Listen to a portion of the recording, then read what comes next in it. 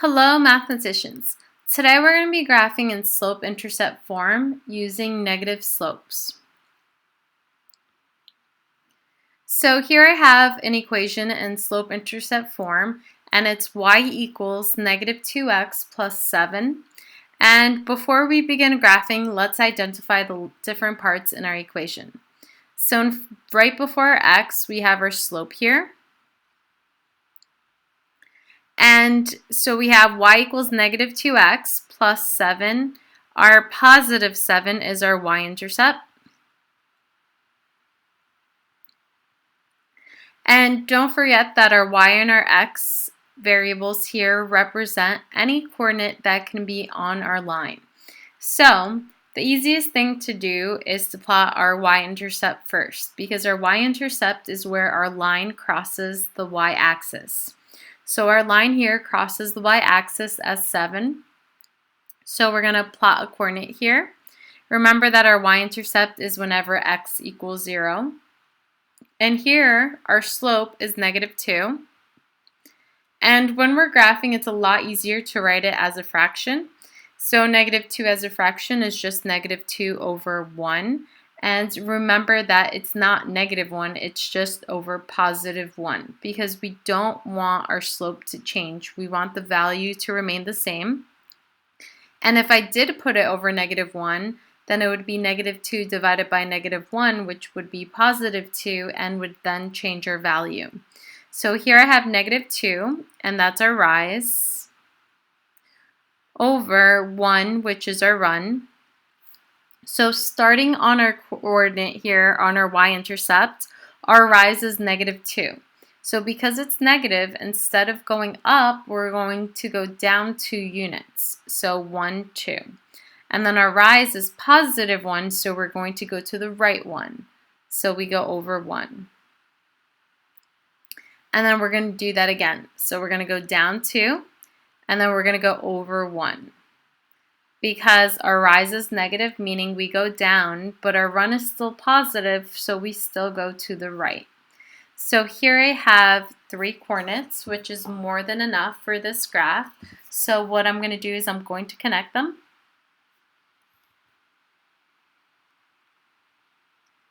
And then don't forget to add an arrow at the end of your line on each side to show that it continues, okay? So unless our function is restricted, we do have to draw an arrow at the end of each side.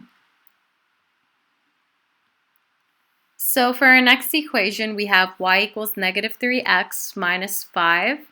And here, our slope is negative 3. And our y-intercept is negative 5.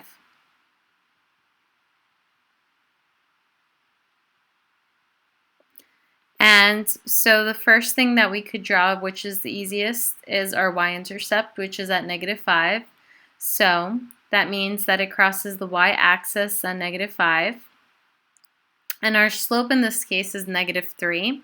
So we could rewrite that as negative 3 over 1, where negative 3 is our rise and 1 is our run. So from this coordinate, we're going to go down 3 units because our rise is negative 3. So 1, 2, 3, and then we're going to go 1 over to the right. So notice that it's pretty difficult for me to continue on the right if I wanted to draw another point down here.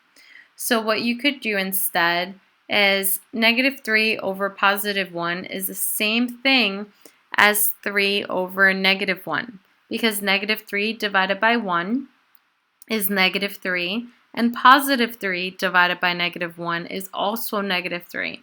So if that's the case, here we could use this as our slope, rise over run, and instead of going down 3 units, we could go up 3 units, 1, 2, 3, and then that's negative 1, so that means we go to the left 1. And notice here that our coordinates still follow the same pattern. If I started at this coordinate instead of the one, our y-intercept, we would go down 1, 2, 3 over 1, 1, 2, 3 over 1. So let's just connect these and draw an arrow at the end of each side, and that's it. So here we have another equation in slope-intercept form, and it's y equals -1/2x plus 5, where -1/2 is our slope, and our +5 here is our y-intercept.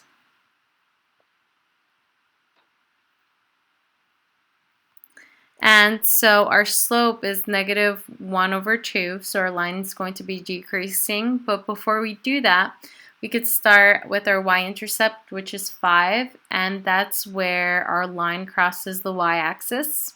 So at 5. And so our slope is -1/2, and that's our rise over run. So -1 is our rise, and 2 is our run. So we're going to go down 1/2 because our 1 is negative and our 2 is positive. So we're going to go down 1 and to the right 2.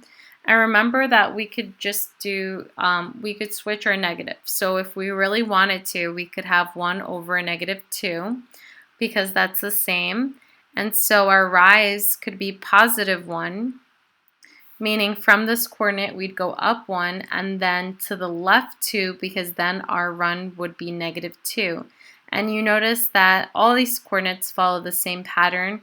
If I started here, I'd go down 1/2, down 1/2, down 1/2, and so either way would work.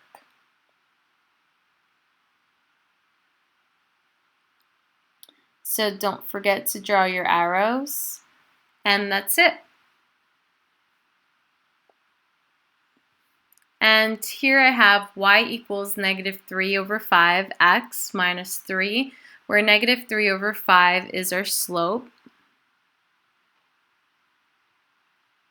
And this -3 here is our y-intercept.